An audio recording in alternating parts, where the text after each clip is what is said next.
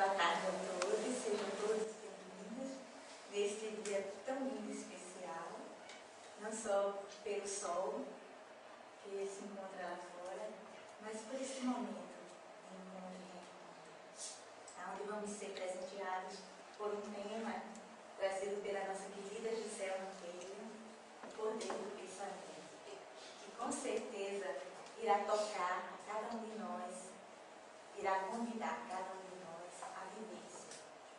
A Giselma Coelho, eu tenho aqui um texto de apresentação, vou tentar resumir um pouquinho. Né? Ela é natural de Conselheiro Pena, Minas Gerais, pedagoga com especialização em administração. E faz parte de uma forma intensa no movimento espírita, não só em Belo Horizonte, mas em todo o Brasil e, por que não dizer, no mundo. Né?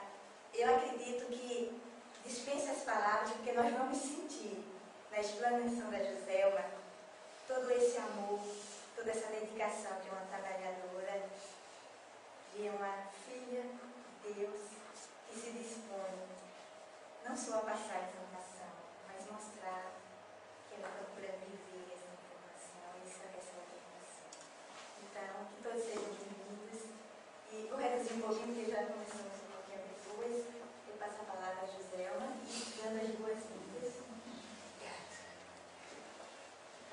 Boa tarde para todos. Uma alegria estar aqui com vocês e agradecendo a oportunidade que nos é oferecida de poder vir aqui não para trazer algum assunto novo para nós. Porque quando nós falamos das coisas da alma, a verdade que existe em todo o universo, ela está em nós. Então a gente sabe, às vezes a gente precisa refletir um pouco mais, adentrar um pouco mais nessa verdade e, à medida que a gente vai fazendo isso, nós vamos entendendo melhor o nosso papel na Terra. Quando nós falamos em força do pensamento, não há como eu não me lembrar da nossa querida amiga da cidade de Sacramento, Minas Gerais, Brasil, chamada Egorina Cunha, sobrinha de Eurípides Barçanufo.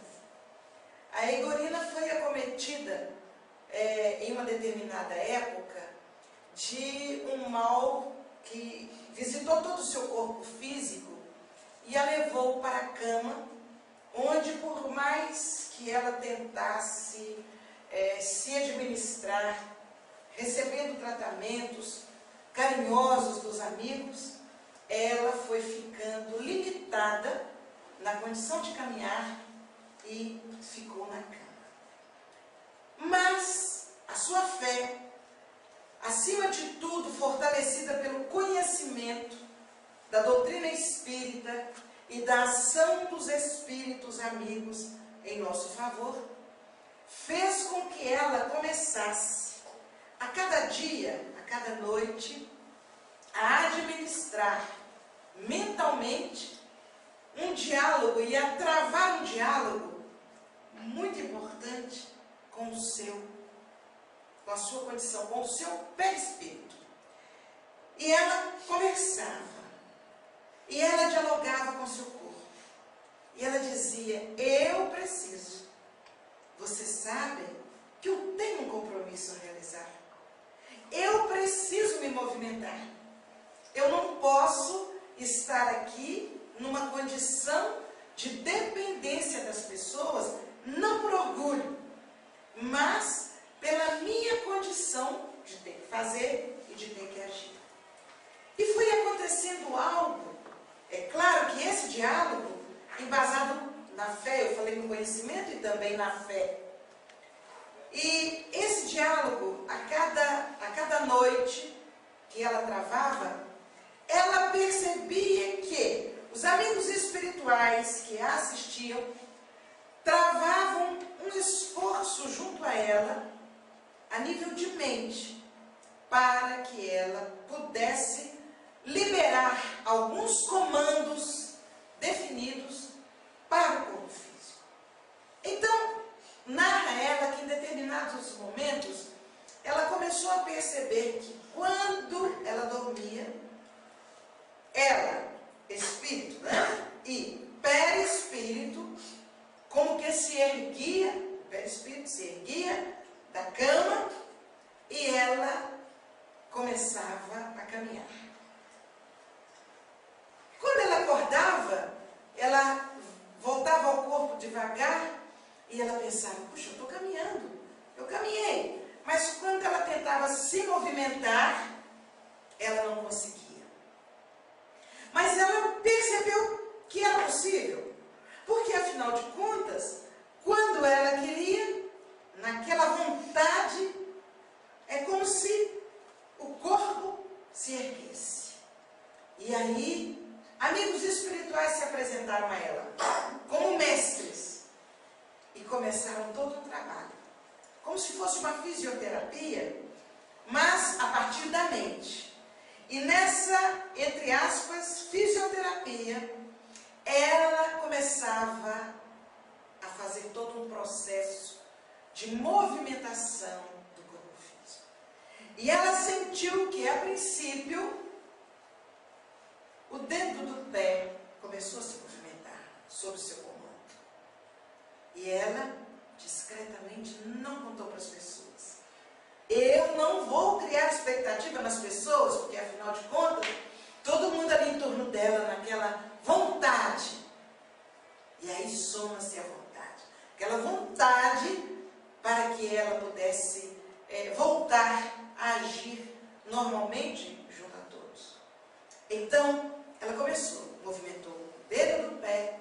Aos poucos ela sentiu que seu pé obedecia. E numa noite, ela teve aquela vontade, eu vou me erguer.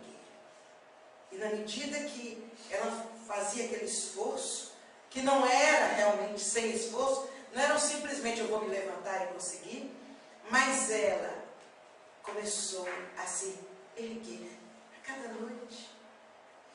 Começou a sentar-se na cama e numa determinada noite ela ficou de pé. Aí, a partir daí, aos pouquinhos, os espíritos diziam para ela, vamos dar alguns passos. Mas quando os espíritos diziam, vamos dar alguns passos, ela pensava, mas eu já consegui muito. Eu já movimentei os dedos dos pés, os pés. Eu já me assentei. Será que eu vou mais um pouco? Mas aquele comando que era de sua mente e era da mente do espírito amigo e somava-se à vontade de todos os que queriam que ela ficasse boa, a fé que cada vez se robustecia mais pela evidência da melhora. Então, ligeiramente, lentamente, ela começou a trocar os passos. Começou a trocar os passos e durante muito tempo depois disso, nós podemos constatar e ver a Egorina transitando por entre as pessoas que iam participar do culto do Evangelho que acontece todos os dias às 9 horas da manhã, que era exatamente o culto que foi aberto por Eurípides Barçanufo e que ela continuou o trabalho, não só ela, mas os seus familiares e seus amigos. Então ela começou a transitar e ninguém diria que aquela criatura um dia esteve numa condição de limitação física.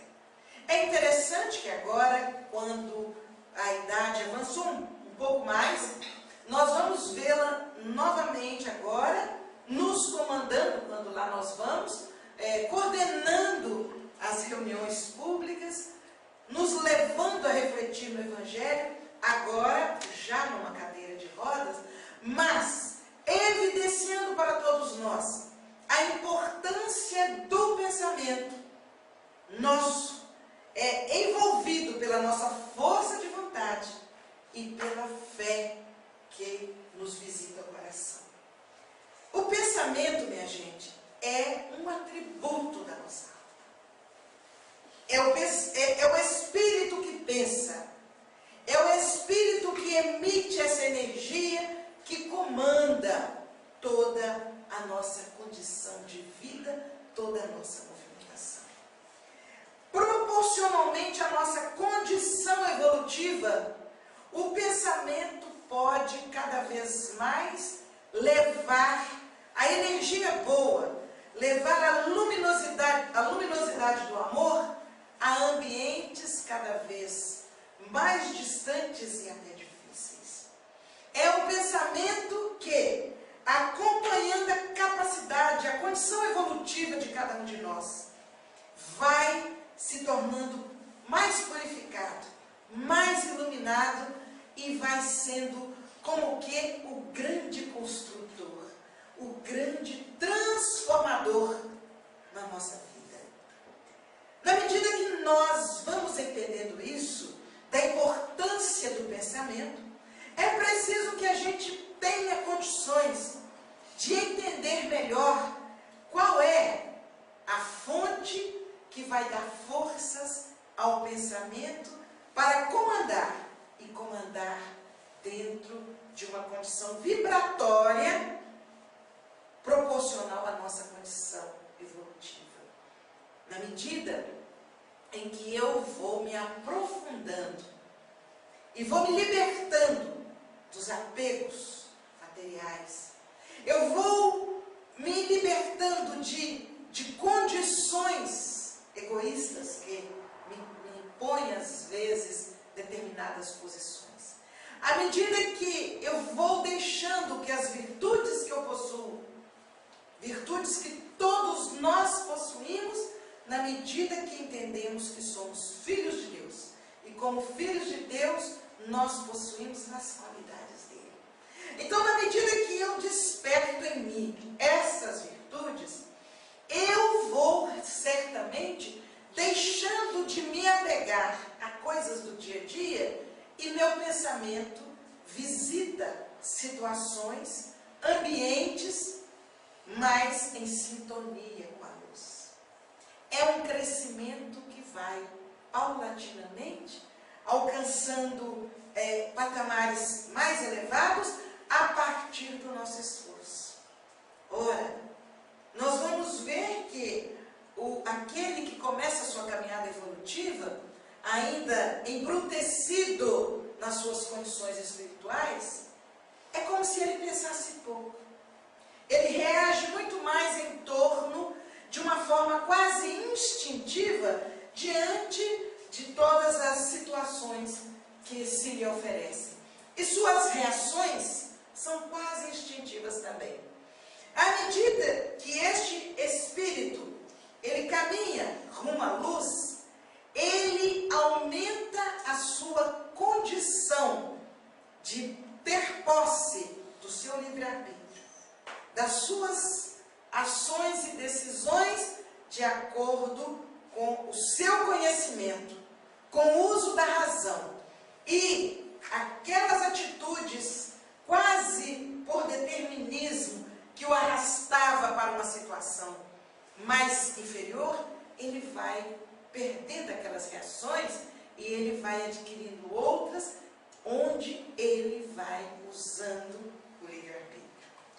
É muito interessante quando nós fazemos essa colocação, essa reflexão, porque se nós olharmos para cada um de nós mesmos, para trás, olharmos um pouco para trás, um ano atrás, a gente olha e fala, meu Deus, aquele era eu? Aquele era eu? Porque a gente já começou a mudar. A gente já começou a espiritualizar-se muito mais. E o livro dos Espíritos nos fala, inclusive, na espiritualização da matéria. E alguém fala assim, mas como espiritualizar a matéria?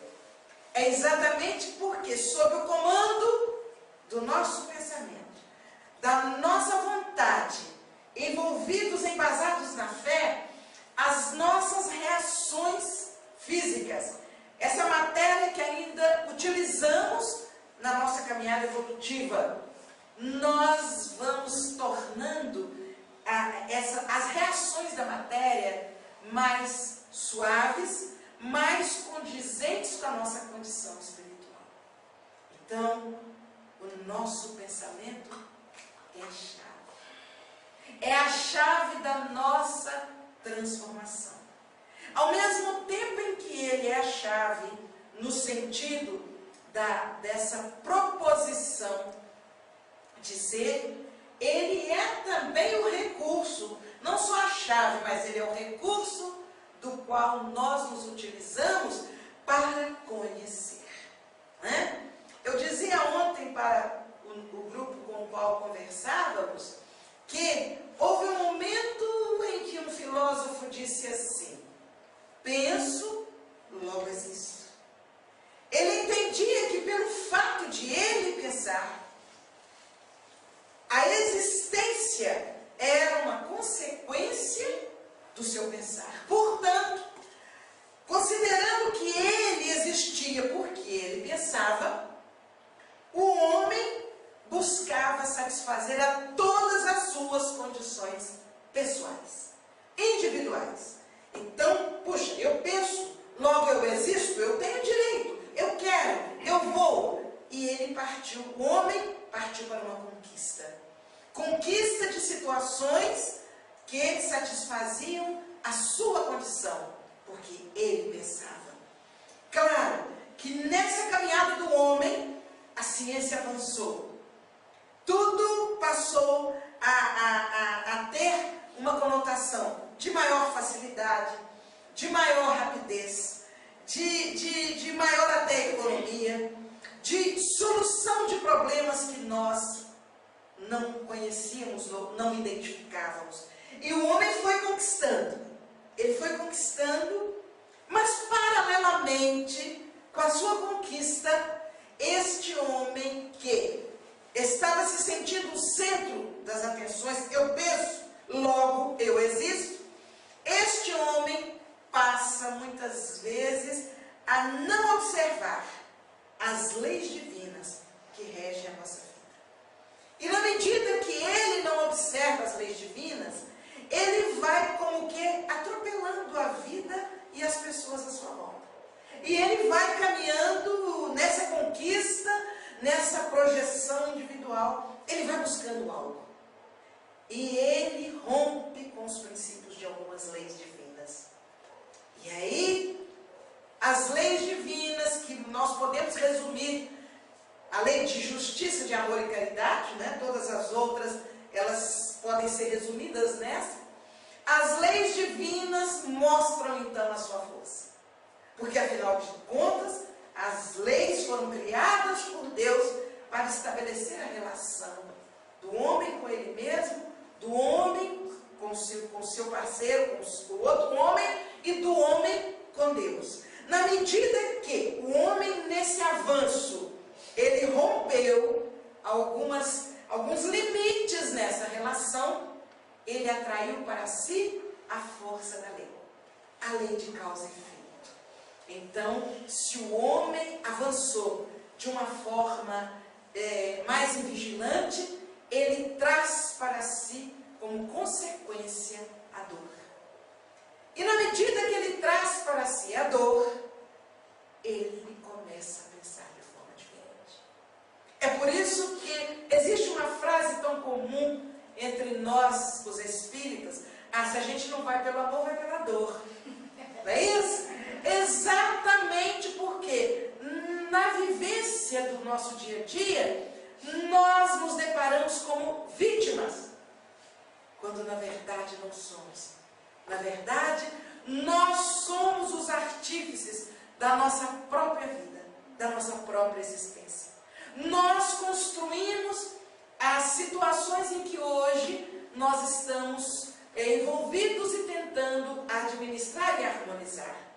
Mas alguns dizem, então Deus castiga. Não. Deus não castiga. Ele é justo. E na sua justiça, Ele permite que eu ajuste os meus desacertos do passado. E a lei de causa e efeito, então, vai me pondo no lugar. Vai me fazendo entender o valor da vida. O valor do semelhante com o qual eu convivo. A força força da lei de causa e efeito vai fazendo eu olhar para mim mesma e conhecer a mim mesma, conhecer o meu corpo, valorizar este instrumento abençoado que me é oferecido para que eu possa progredir. E à medida que isto vai acontecendo, eu vou sofrendo os processos de dor e eu vou me situando na minha caminhada evolutiva. Eu já percebo que algumas coisas que acontecem são consequências de algumas atitudes minhas.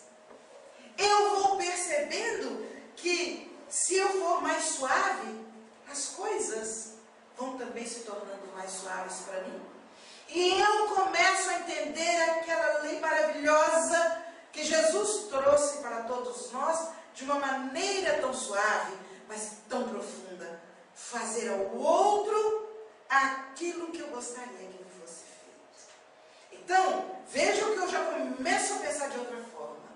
Eu já não quero apenas avançar pela vida, satisfazendo o meu ego, que penso, mas eu começo a entender que eu faço parte, embora seja uma individualidade, eu faço parte de um conjunto de almas que caminham na mesma faixa, no mesmo ritmo rumo a Deus.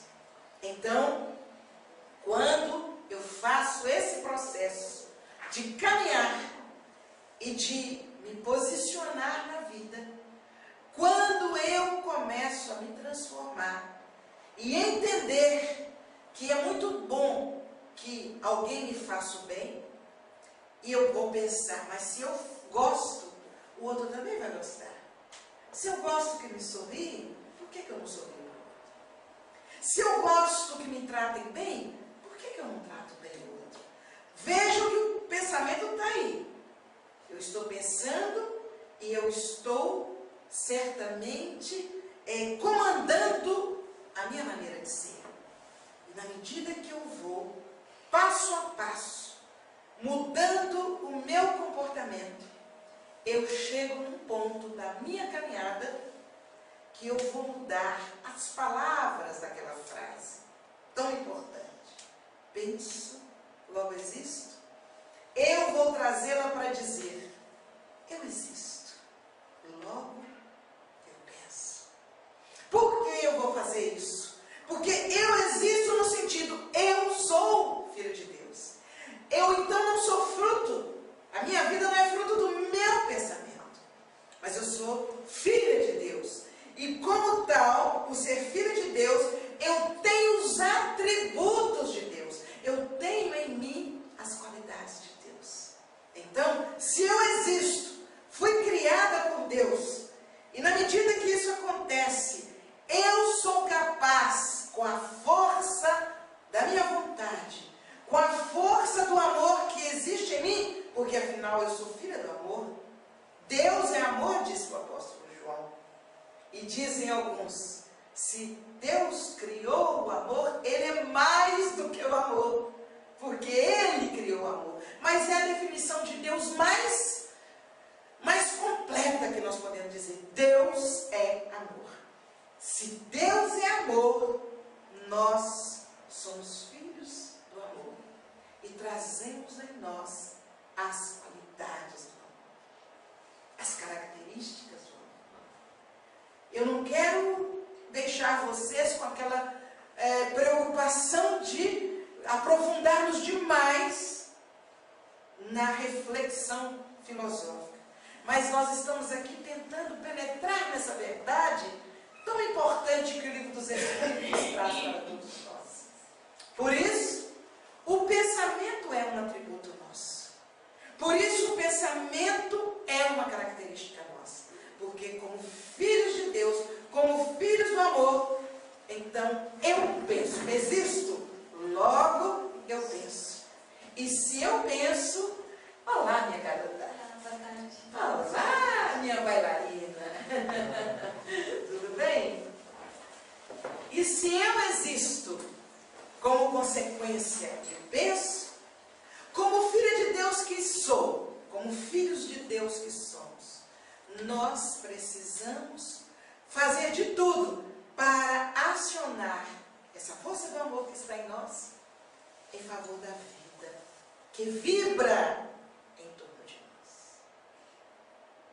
Responsabilidade grande.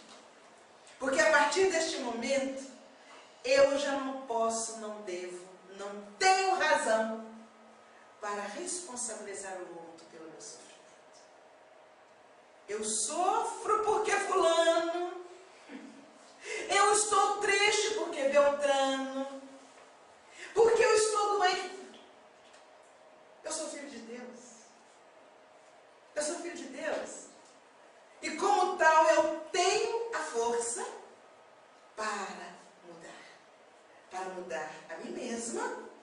E na medida que eu mudo a mim mesma, a minha vida se transforma e as pessoas em minha volta também, com a influência da minha participação.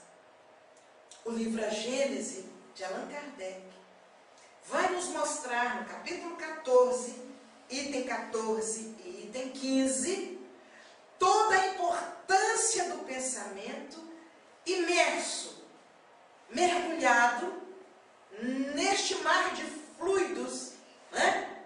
Esse fluido cósmico universal que aí está, e o pensamento, energeticamente, como uma modificação desse fluido, que a nossa matéria também é modificação desse fluido. O pensamento sendo acionado pela nossa vontade e pela nossa fé, fazendo com que as coisas em nossa volta se transformem. De repente, eu vou entendendo a minha responsabilidade diante do todo. E eu já não vou cobrar a solução da minha vida para outra pessoa ou de outra pessoa. Eu vou encontrar a solução da minha vida em mim mesma. No uso, e no bom uso, é bom dizer, que eu faço das minhas possibilidades, das minhas qualidades.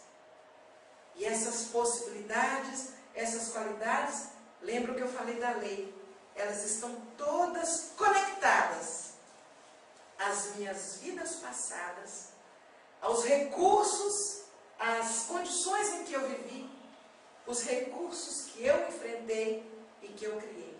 Então já não é castigo. Eu estou sofrendo não por castigo. Eu estou passando por momentos de vigência da lei de justiça. E é por isso que na história que eu contava, a Egorina, dentro da lei de justiça, ela sai de um processo em que ela tinha saúde física plena, ela passa por um processo de imobilidade das pernas e ela retoma pelo comando mental a sua condição de agir pela ação da sua mente, através do perispírito e do perispírito, corpo físico. Se ela pode fazer isso, imaginemos nós, cada um de nós. O que é que faltaria para cada um de nós poder fazer o que ela fez? Merecimento, né? Merecimento, dentro da lei de causa e efeito, é isso? Merecimento. Fé, a fé que nos é trazida pelo conhecimento. Nós vamos observando as coisas que vão acontecendo à nossa volta e a nossa fé deixa de ser aquela fé que recebeu um comando de um familiar nosso. Não, você tem que acreditar nisso porque... Não. Eu passo a ter fé porque eu acompanhei o resultado disso e daquilo e foi evidenciado para mim que a vida é uma profundação de amor, onde as energias se entrelaçam e vão produzindo efeitos. Às vezes o efeito para mim não é muito bom, quando eu estou num momento, entre aspas, de sofrimento e de dor. Mas é o que eu necessito para me programar para situações futuras. Então, nesse mar de amor em que eu mergulho, como filha de Deus que sou, eu começo a mudar o rumo pleno da minha vida. Aí vamos pegar cada um de nós então. Até agora eu dei uma passeada assim, né? Filosoficamente falando, dentro de que o Livro dos Espíritos e a Gênese nos trazem. Então agora vamos, a partir do momento em que a gente conseguiu, pelo menos, trazer uma base que justifique a nossa ação, a nossa mudança para melhor, então agora vamos para o nosso dia a dia, que é o importante, né? Por que durante o nosso dia a dia, eu dizia ontem, por exemplo, eu me encontro muitas vezes num local de trabalho que não me agrada. Não sei por que vocês viram, que coisa mais engraçada, né? Sabe por quê? Porque pela lei de causa e efeito, poucos são aqueles que já merecem um trabalho, né? E mesmo esses, sabe? Mesmo esses que já conquistaram condições de um local mais adequado, eles, pela própria condição evolutiva, eles se sentem comprometidos com outros, então eles arrastam outros com eles, magneticamente. Eles arrastam, mesmo os que já merecem, eles costumam estar assim em ambientes em que eles falam, poxa, eu poderia estar num ambiente melhor. Não é assim? Você gostou de eu falar isso, né? Realmente. Só, minha gente, que na medida que isso acontece, eu disse aqui, é pela lei de causa e efeito. Nada acontece por um acaso. De um jeito ou de outro. Ou pela lei de causa e efeito, assim, pelos compromissos assumidos, de uma forma não muito positiva, e que agora eu vou vivenciar para valorizar, ou o contrário. Eu posso ser colocada ali porque já adquiri experiência naquela área, eu já tenho valores, é melhor a gente pensar assim.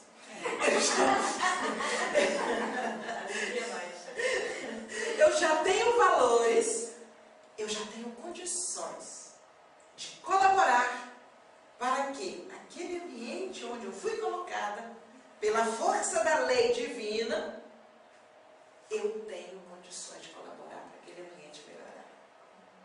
Aí vocês vão falar, mas é porque você não conhece o chefe, ou porque você não conhece os colegas.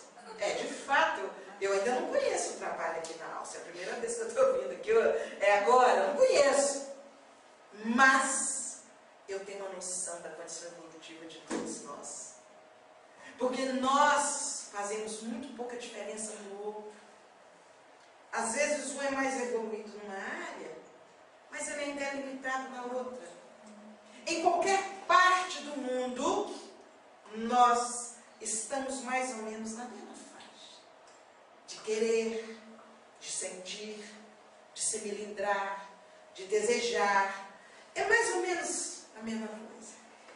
O que vai fazer a diferença é o estudo, é o esforço, que, como eu disse, vai nos elevando e vai sutilizando o nosso pensamento, liberando-o de energias ainda negativas. Muito bem, vamos voltar ao nosso trabalho. Então, quando nós ali estamos e já entendemos que não estamos ali por um acaso, o que nós temos que fazer? Não é conformar-se simplesmente. Porque tem aquele que faz assim, Deus assim quer. Assim seja. Não. Deus não quer o nosso sofrimento. Deus quer que nós caminhemos para a felicidade. Deus quer que nós possamos, cumprindo a lei de justiça, nos libertarmos e caminharmos. Então Ele não quer que a gente fique no sofrimento. Então não é uma conformação passiva daqueles que cruzam o braço. Eu estou lá, mas o que eu vou fazer, né? Não. Nós vamos lutar para melhorar. Nós vamos lutar para buscar outras condições melhores. Mas, enquanto ali estivermos, vamos pensar em alguns pontos importantes. E aí, vejam bem, eu falei pensar. E aí entra novamente a ação do pensamento, mudando toda a nossa postura diante daquele momento que atravessamos. A primeira coisa importante a pensar é reconhecer a importância daquela pessoa que é chata, implicante, mas nos deu a chance de sobreviver com dignidade.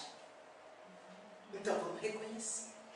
São importantes na nossa vida. Porque se eles não nos dessem essa chance, pode ser que a nossa sobrevivência passasse por processos de muita dor. Então o primeiro processo é reconhecer.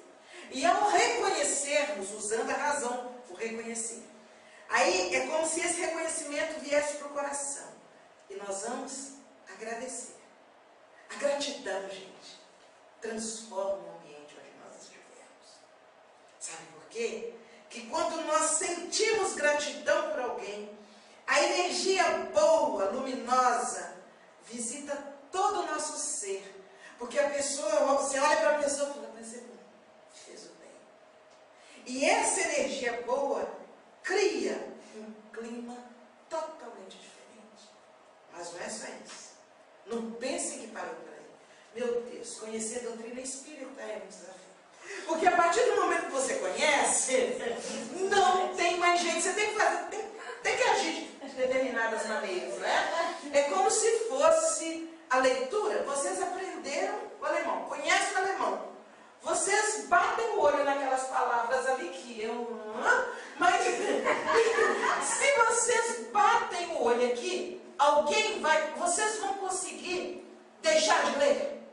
Conseguem deixar de ler? Só se vocês fecharem o olho. Mas bater o olho, o que acontece? Vocês leem. Por que vocês leem? Porque vocês aprenderam. E doutrina espírita é a mesma coisa. Não tem jeito. Aprendeu, minha gente. Agora tem que pôr em prática. Não tem como falar se eu não sabia. Acabou. Tá? Então, o que acontece?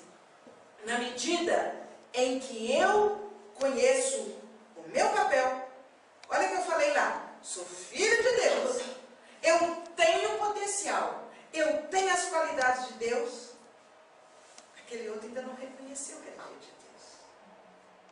Então eu não vou lá falar com o patrão, meu patrão, ele vai me mandar embora, no mínimo. Mas pela força do pensamento, pela energia boa, eu vou envolvê-lo com aquele pensamento de que ele possa compreender mais. E nisso aí, minha gente, eu atraio os espíritos amigos que me ajudam e que cuidam de mim e os amigos espirituais dele. E a gente começa a orar por ele. E nessa força da oração, lá vai o nosso pensamento visitando e oferecendo harmonia para ele. Então, o ambiente onde eu estou trabalhando já não é dos piores. Eu falo, olha, eu estou até com vontade, puxa, hoje é domingo.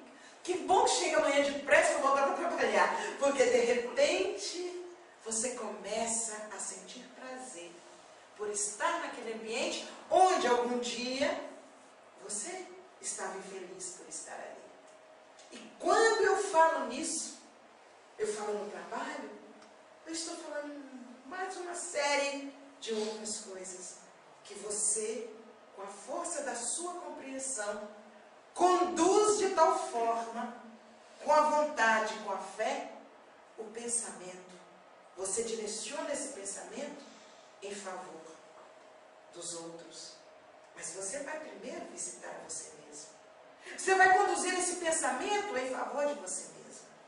Você vai usar o recurso da prece, você vai usar o recurso da vontade, da fé, para que o seu pensamento possa te conduzir por caminhos muito mais suaves, muito mais excelentes. Se você se entrega, e eu não dou conta mais, você joga até os ombros para a terra, né? Eu não dou conta mais. Eu não aguento mais. Você está morrendo. Embora não esteja organicamente vivenciando essa proximidade da morte, mas você está entregando a sua própria condição física a a essa condição mental de entrega e de não valorização da vida. Então, o pensamento conduzido por você vai te levar a valorizar a vida que você tem, a oportunidade que você tem. E eu contava ontem para o pessoal que houve um momento na vida do Chico em que ele estava doente, estava de cama. E aí foi lá, passou um médico, ele obedeceu, você fica quieto aí. Ele ficou. E ali ele se tratou e tal. E alguém, o Chico vai hoje? Não vai, doente. Ele está mal, ele não vai lá hoje. Aí foi chegando a hora. Chegando a hora, ele caladinho na cama. Mas quando deu a hora, ou ele ia ou não ia mais, ele disse para o corpo dele: olha, eu já lhe dei alimento, eu já lhe dei repouso, eu já lhe dei remédio. Agora, se você quiser ir, vamos. Se você não quiser ir, você fica aí que eu estou indo. Mas ficou, foi atrás do Chico. E quando todo mundo assustou o Chico lá no trabalho. Por quê? O que aconteceu? A força do pensamento dele, todo mundo achando que ele estava ali, não vai mais, hoje ele não vai, ele está mal. E ele disse: não, meu corpo, tudo que você precisar eu te dei. Agora você me acompanha, então você fica que eu vou. E é mais ou menos assim que nós precisamos muitas vezes nos tratarmos, valorizando o que somos, identificando nossas qualidades e sendo capazes de agir, comandando, de alguma forma, as situações que estão à nossa volta. Mas pode acontecer, num caso semelhante ao de Francisco Cândido Xavier, uma outra situação que aconteceu com Francisco de Assis.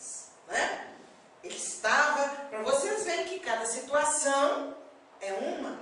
E por isso ninguém pode chegar aqui dando regras de bom viver para vocês. A gente fala no geral, a gente mostra a lógica, e agora cada um vai adequando as suas condições. E Francisco de Assis já estava também muito mal, doente. E todos os seus discípulos ali em volta dele: mas como, não tem jeito? Meu Deus, nós tínhamos um compromisso. E ele tinha, mas não vai, ele não está bem. O médico do local que foi lá da região falou: ele não pode andar. Ele tem que ficar quieto. Ele não pode andar. E uma das grandes qualidades de Francisco de Assis era a obediência. Então não podia andar, não podia andar. Então ele pediu aos companheiros dele: trazem aquela porta. Será que ele perdeu o juízo? Será que ele perdeu o juízo? Traz a porta. Por que não vai fazer com essa porta? Mas obedeceram. Ele tinha força do amor nas suas palavras, nas suas ações, no seu comando. Obedeceram. Trouxeram a porta. E aí, põe a porta aqui. Puseram. Agora, me coloquem sobre essa porta. Mas que isso? Mais um sacrifício? Agora não, o senhor está doente. Não. Agora cada um de vocês, 4 fortes. Cada um pega uma ponta da bunda. Vamos, nós temos um compromisso. Mas ele me proibiu de andar. Mas vocês vão me carregar. E eu vou até lá. E ele foi carregado pelos seus discípulos em cima de uma porta. Então, é o comando, minha gente. Vejam que não há necessidade da gente violentar as leis. A gente se adequa às leis. Nós não estamos aqui, quando nós falamos na força do pensamento, nós não estamos aqui falando em rupturas com todas as orientações que recebemos. Nós estamos falando aqui em adequação, para não nos submetermos às imposições que outros pensamentos, não muito amigos, possam tentar nos impor. Porque na medida que eu tenho um pensamento Eu como espírito que sou, eu tenho a força do pensamento que comanda a minha vida e influencia as vidas dos demais, outros, os meus semelhantes também têm. E nós vamos ver que as ondas energéticas do pensamento, elas transitam pelo ambiente como as ondas do rádio transitam. Magneticamente, na velocidade, se tivéssemos condições de aprofundar e de visualizar, talvez até alguns nos enlouqueceríamos com a maravilha das luminosidades que transitam nesse espaço, né? Nesse espaço vibratório. Então, as energias dos outros pensamentos, as vontades dos meus semelhantes, a fé que muitos deles têm, em algum momento, se eu não estiver atento, esses pensamentos podem ser mais fortes do que os meus e me visitarem. E na medida que esses pensamentos não muito adequados me visitam, o meu psiquismo pode ser influenciado por forças mentais de pensamentos que não são exatamente os meus. Isso é muito sério. Isso é muito sério porque me traz uma responsabilidade ainda maior. Eu sou luz como filha de Deus que sou. Mas, enquanto luz, para que a minha luz permaneça, eu preciso de ser dotada de recursos. Os outros podem me ajudar. E muito. Com orações em meu favor. Com passes. Me dão livros. Me ajudam de todas as formas. Mas, como deve? Se eu não me posicionar diante do momento em que eu me encontro, eu posso acabar me submetendo a forças de pensamento inadequados que podem me fazer vacilar os meus passos. O livro A Gênese, ainda no capítulo 14, no item 45, traz para nós outros uma definição de obsessão. Eu digo que é a definição mais completa na minha singeleza de compreensão, mais completa e mais curta que eu conheço dentro de um livro, dentro das obras básicas. Diz assim: a obsessão é a ação persistente que um espírito mau exerce sobre uma pessoa. Obsessão é a ação persistente que um espírito mau exerce sobre uma pessoa. Olha, então, o livro dos Espíritos nos define o que é espírito mau. É aquele que se compraz com os resultados da maldade que pratica. É aquele que sabe e gosta e tem prazer em planejar o mal. Persistente, repetida e repetida. E ele pode, um espírito mau, pode até não ter nada diretamente contra mim, mas tem contra o que eu faço. E quer me afastar daquilo que eu faço. Então, mas eu não tô, ele tem contra mim sim, porque eu devo ter aprontado na outra vida. Mas fazendo de conta que não tem. Então, o que acontece? Ele começa a projetar no meu psiquismo projeções, né, mentais, ideias que não são as minhas. E eu, de repente, as assimilo. Né? E na medida que eu assimilo, eu vou me entregando. Eu vou me entregando, não sei. Eu não presto mesmo, eu não dou conta. Eu sou fraco. A minha vida, eu sou um fracasso. Eu não vou para frente. E as ideias vão vindo persistentemente, ritmadamente. diuturnamente. E aquelas ideias começam a adentrar no meu psiquismo. E de repente estou eu em litígio com Deus. O que é estar em litígio com Deus? É estar de mal de Deus. Mas por que eu estou de mal de Deus? Não, eu estou achando que a minha vida não presta, eu não estou em litígio com Deus. Sabe por quê? Porque o Evangelho segundo o Espiritismo e outras obras nos mostram que tudo o que nos acontece, essas palavras estão lá no Evangelho segundo o Espiritismo. Tudo o que nos acontece tem uma razão de ser. E nada, olha gente, a expressão é essa, nada acontece sem a permissão de Deus.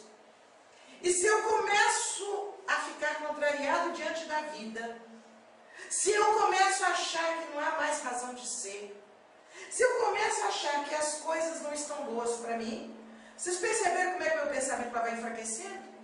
Não, eu já não sou nem uma chama mais, não. Ela vai apagando. O que eu estou fazendo? Eu estou brincando com Deus. Porque se o que está me acontecendo eu não estou me conformando, não, José, mas eu estou até conformada, eu estou caladinha, eu não estou reclamando, mas está achando que não presta, está achando que não tem valor. E como filhos de Deus, só o fato de sermos filhos de Deus, que fantástico valor que nós temos. Então, nesse processo, eu vou cair na famosa depressão. E a depressão nada mais é do que estar em litígio com Deus. Eu sei que não é fácil vencê-la. Por isso que nós temos que vigiar para não cair. Porque a partir do momento que nós caímos num processo de depressão, nós precisamos do socorro, do apoio de todos os companheiros, e a gente também tem que lutar para superar a força negativa de todos esses pensamentos que vão sendo convergidos para nós. E eu vou me entregando, eu vou me submetendo. Então, o convite que a doutrina espírita nos faz é exatamente para que eu entenda que eu sou filho de Deus, eu tenho qualidades divinas, eu sou capaz de transformar para o bem, eu sou capaz de amar, eu sou capaz de envolver os outros na luminosidade do amor, eu sou capaz de romper as barreiras que a lei de causa e efeito proporcionou nessa encarnação para mim. Eu vou vencer aos poucos, me adequando. Se eu não vencer como Chico, eu estou indo, eu vou vencer como Francisco de Assis, me leva na porta, mas eu vou. Ou seja, nós vamos rompendo a barreira das dificuldades para aí sim nós podermos dizer, né, com clareza, que apesar de tudo, e quem disse isso é Paulo, né, embora todas as dificuldades, eu sou o que sou. Cheguei até aqui, né? E cheguei construindo a minha própria vida, com a certeza de que as dores que eu estou enfrentando não são dores que o outro provocou. Não é o marido que separou da mulher que é culpado dela estar sofrendo. Ele se parou porque ele foi frágil. Ele não deu conta por uma série de motivos de permanecer ali. Mas o mundo não acabou para ela porque ele foi. Ela tem condições de prosseguir. Ela tem recursos íntimos para continuar realizando, para continuar transformando o mundo para melhor, para continuar arrastando os outros pelo exemplo, pela força, pela coragem. E na medida que isso acontece em relação a nós mesmos, em relação ao nosso emprego, em relação aos espíritos necessitados, eu não vou deixar que eles me influenciem, mas eu vou usar da minha força do amor para influenciá-los e fazer com que eles se sintam contagiados pelo nosso exemplo e queiram mudar, né? Tem lá aquela história também, acontecida também com o nosso Chico, que chegou uma senhora lá, eu estou com a cabeça, os ombros caindo, né? Porque eu estou sofrendo, Por que isso? Por que aquilo? E ele disse, trabalha. Vamos fazer enxovaizinhos. Vamos fazer enxovaizinhos para beber. E eu, por exemplo, assim, eu gosto muito de estimular o trabalho com enxovaizinhos, porque eu nunca sei as energias que nós vamos colocar na produção daquelas peças, se vai abrigar um espírito que realmente a ele eu devo alguma coisa, e ele vai chegar e vai ser reencarnando, ele vai receber o calor das minhas mãos, do meu amor, e vai por aí afora.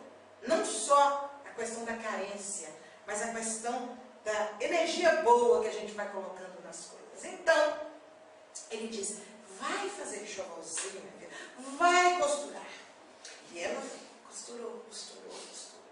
Chico, mas tá. É claro que aí ela frequentava a reunião na cidade dela, recebia passes, ouvia leituras e tal. Ela voltava ao Chico, mas Chico, tá do mesmo jeito que eu estou passando aqui. Trabalha, minha filha, vai para lá e costura, minha filha. Costura bastante. Ela voltava porque obedecia. Quem não consegue obedecer um comando de amor? A gente obedece, nem que seja por instinto, sei lá, por automatismo. É um comando de amor. Você sente a força do amor e você vai e obedece. E lá voltava ela, está costurando, mas Chico. Até que um dia ele disse, hoje você vai participar conosco de uma reunião mediúnica. Você vai vir, vai sentar-se.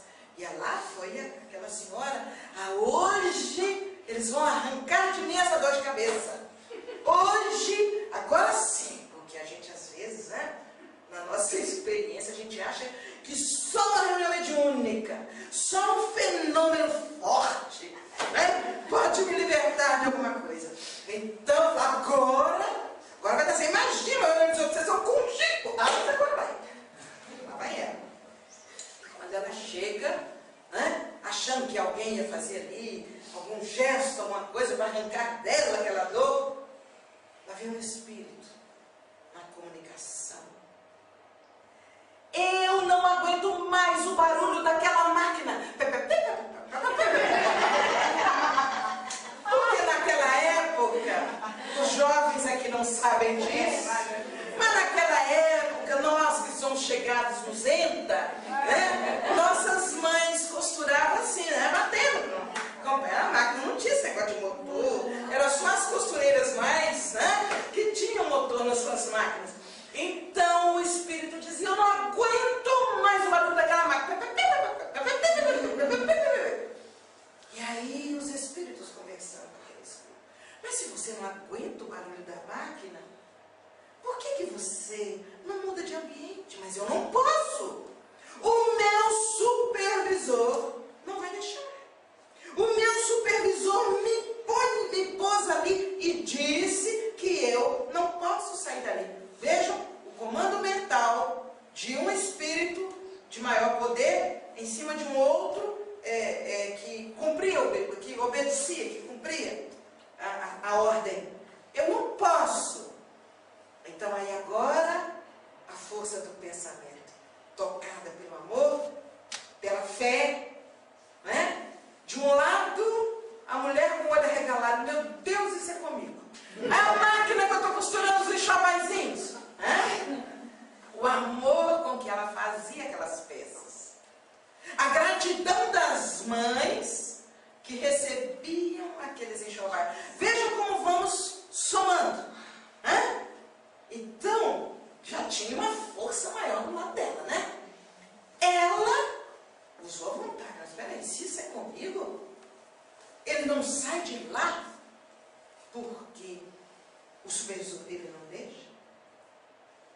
Aí ela pensou, mas e se ele ficar comigo, me amando? A força, a mudança. Então aquele espírito, né, que estava ali, que não aguentava mais o barulho da máquina, mentalmente, ele foi como que envolvido, abraçado por aquela senhora, que não suportava tanta dor de cabeça. Por favor, não venham me dizer que se tiver dor de cabeça é só parar de costurar ou ir costurar. Não é receita que serve para todos, né? cada um vai trabalhar no seu compromisso, né? Mas o certo é que aquele espírito envolvido pelo amor, imagine a presença luminosa do Chico, de seus e de todos os amigos espirituais, né? Ele perdeu o medo do seu chefe, do seu supervisor, né? Foi cortado magneticamente o laço dele com aquele supervisor, e ele passou a ser então um singelo colaborador que começou aos poucos a ajudar a construir uma vida diferente. E lá se foi a dor de cabeça daquela senhora. O fenômeno que ela esperava que fosse um fenômeno ostensivo não aconteceu. O que aconteceu foi o grande fenômeno do amor.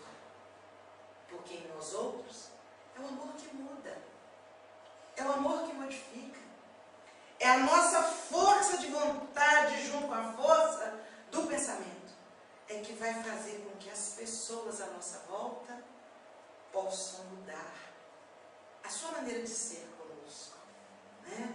Se nós pudéssemos nos propor a uma vigilância maior dentro daquela colocação de Jesus, registrada por Marcos: olhai, vigiai e orai. Alguns dos outros evangelistas registram apenas o vigiai e orai. E Marcos registra: olhai, vigiai e orai.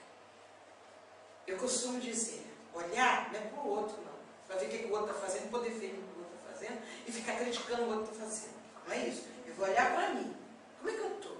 Eu estou me entregando demais? O que eu posso melhorar? Onde é que a minha vontade não está tendo força para eu me modificar? E o meu pensamento? Eu estou pensando muita bobagem? O que eu posso fazer para pensar melhor? Eu vou ler um livro, eu vou ligar para alguém conversar, eu vou buscar alguma coisa para sair da faixa do pensamento mais fragilizado. Então, olhar para dentro de si. Vigiar, também não vou vigiar o outro, não. Eu não tenho que ficar vigiando a vida do outro. Ah, mas o fulano tinha que estar aqui hoje, porque ele precisava de ouvir isso. Não, eu estou aqui, eu preciso ouvir. Eu, Joselma, porque quem fala é primeiro que precisa ser ouvido. Então, eu vou vigiar como é que eu estou. Como é que eu ando? Eu estou sendo impaciente? Eu estou sendo intolerante? Eu estou muito melindrada com as coisas? Eu estou ficando com raiva à toa? E aí eu começo a me analisar.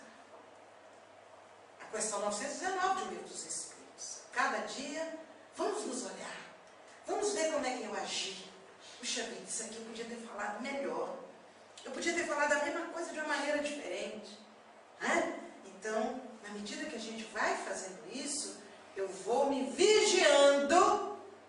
É por isso que a palavra orai, segundo lá no Evangelho de Marcos, está por último. Porque eu olhando para mim, eu vigiando as minhas reações, eu já estou em um estado de oração. Então, na medida que eu me coloco nesta condição, nessa proposta de mudança de vida que nós precisamos fazer, e é a proposta da doutrina espírita, que é a revivescência do Evangelho, é a nossa transformação, é o nosso caminho, é como se fosse um encurtar o caminho para ir ao Pai. Então, na medida que isso acontece, eu começo a viver uma faixa de amor com mais intensidade. Então minhas atitudes vão passar a ser mais suaves, porque eu vou vigiar mais a mim, né? A minha proposta de estudo, de vida, de reflexão, também ela vai ser intensificada.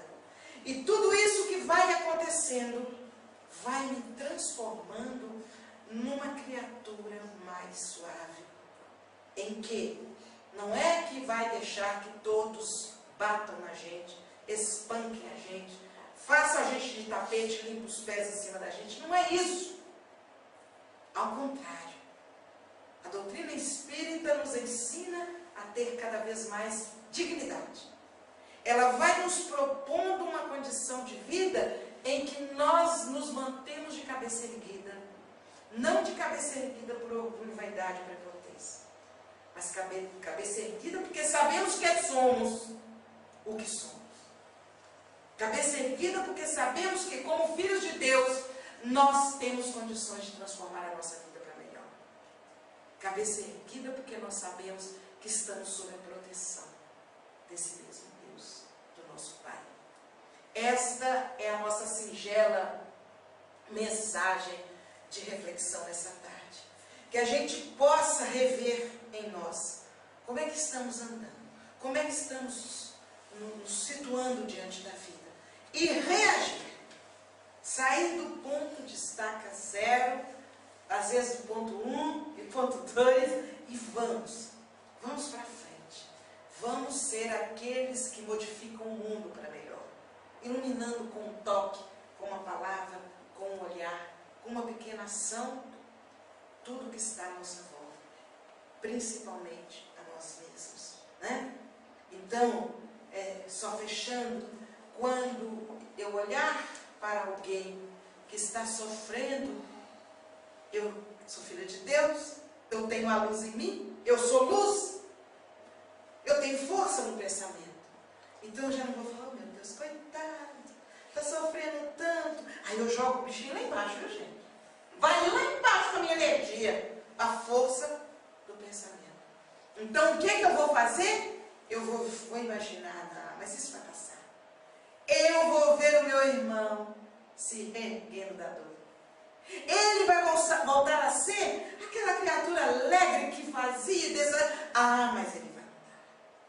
E na medida que eu olho para ele com essa força de pensamento, com essa luminosidade que vem pelo envolvimento do amor, ele vai receber aquela energia boa que eu ofereço, e ele por si também, acionando a sua própria vontade, ele também começa a reagir.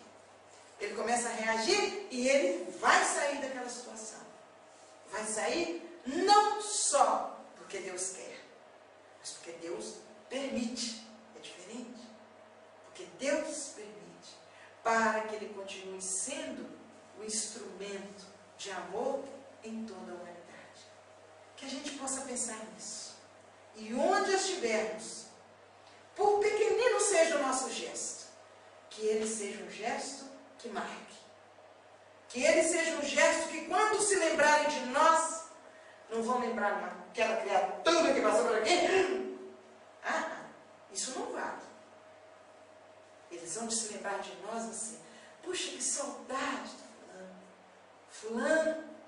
Aí você vai lembrar, alguém vai lembrar de você com aquela marcazinha pequenina de luz que você fez quando passou por ali. Esse é um convite, todos somos capazes de fazer isso.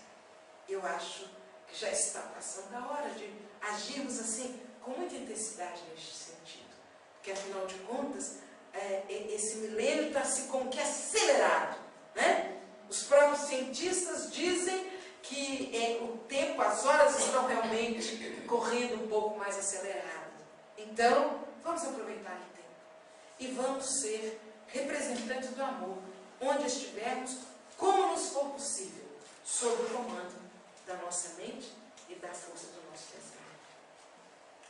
Muito bem. Você pode perguntar se alguém tem uma pergunta? Uma só. Só uma, não pode duas, porque o tempo não pergunta. Ou pergunta. Ou não quer fazer pergunta. Nem falar nada. Vai. Tá tudo certo, querido? Volte assim.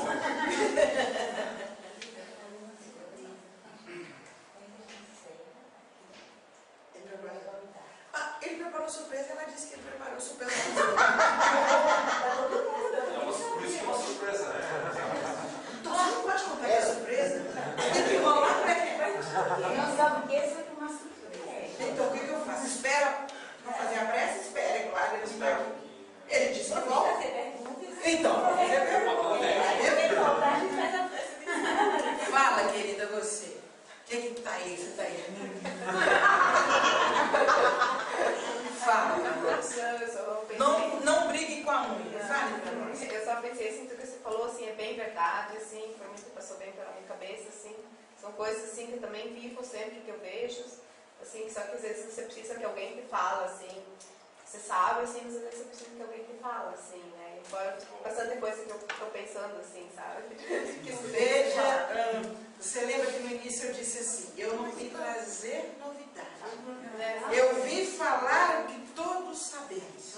E é verdade, a gente sabe tudo isso, mas a gente é distraído.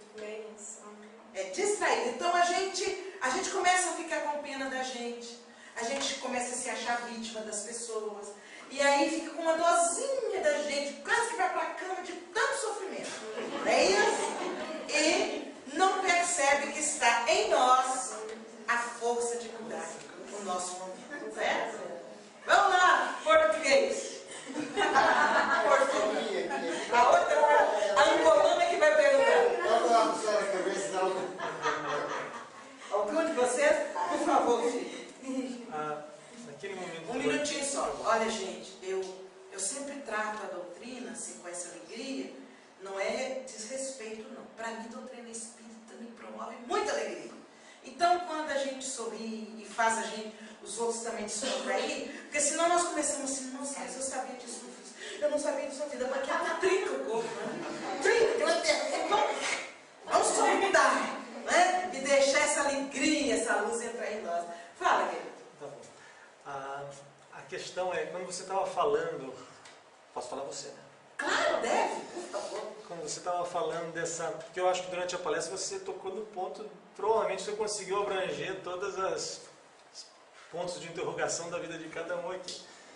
E no meu ponto, ou no nosso ponto em específico, dentro dessa análise que a gente sempre faz, né, sobre a vida, sobre o ponto certo das atitudes, a resignação, a humildade, não confundindo-a com passividade, com subserviência. Sim. Então, toca num ponto bastante delicado na nossa vivência, o achar o ponto. A gente estava até fazendo a comparação do químico esses dias, que está buscando essa fórmula correta, né? Então, não sei se você tem uma fórmula, não existe, é claro, mas a sua visão dessa questão. A verdadeira humildade é aquela que você sente em qualquer circunstância que tem sempre alguém que é superior a você e você reconhece essa superioridade. Nós vamos chegar em Deus, nessa superioridade. Então, a verdadeira humildade é reconhecer que existem seres superiores a você, que promovem a vida e também te ajudam a se conduzir. No nosso dia a dia, na nossa caminhada, é você se colocar na condição ou social ou profissional que você está, no cargo, por exemplo, que você está, você se coloca ali fazendo tudo da melhor forma possível. E quando você reconhece, você faz tudo o melhor possível, você reconhece essa superioridade que existe acima de nós, vibracionalmente falando, você anula a vaidade que possa estar em você. Não, eu sou luz, porque eu sou filho de Deus. Mas na escala evolutiva existem outros que estão acima de mim. Se esse que aí está no comando profissional, ele no momento foi colocado como superior a mim, eu não vou me abater pelas atitudes dele. Mas também eu não vou ser serviçal dele no sentido assim, eu viro um tapete, ele vem e limpa os pés acima de mim. Porque eu tenho a dignidade de ser humano, filho de Deus que sou. Então a verdadeira humildade é aquela em que você reconhece o limite em que você está colocado, dentro dessa escala evolutiva, mas reconhece também o seu potencial. E ao reconhecer o seu potencial, é isso que te dá força de, por exemplo, calar diante de uma agressão de um superior, porque do outro que agrediu que o seu nível, você acaba às vezes até respondendo. Mas o superior você fala, não, eu sou humilde. Não, não é para ser humilde. Você está calando, senão você pode perder o emprego. Não é isso? Mas, se você tiver essa postura aqui dentro de você, você reconhece, eu tenho meu valor, eu sou luz. Agora, eu sei que existem outros muito superiores aqui. Então a sua postura é de uma conformação natural. Não é aquela conformação que Deus quer, mas é uma conformação que Deus permite para a minha evolução. Então, você tem que trabalhar com você, porque a verdadeira humildade é isso, é reconhecer a sua condição evolutiva, sem saber em que grau você está, mas você reconhece que você está caminhando. E que, portanto, você necessita de todas essas oportunidades de aprendizado que a vida lhe oferece. Né? Dentro da lei divina, você está ali certamente se submetendo a essa vigência da lei. Eu não sei se eu te respondi, às vezes eu posso ter até confundido. Não, maravilhoso. Deu para responder? Obrigado. Então vamos fazer essa prece de encerramento, né? E em sequência, vamos ser presenteados pela surpresa.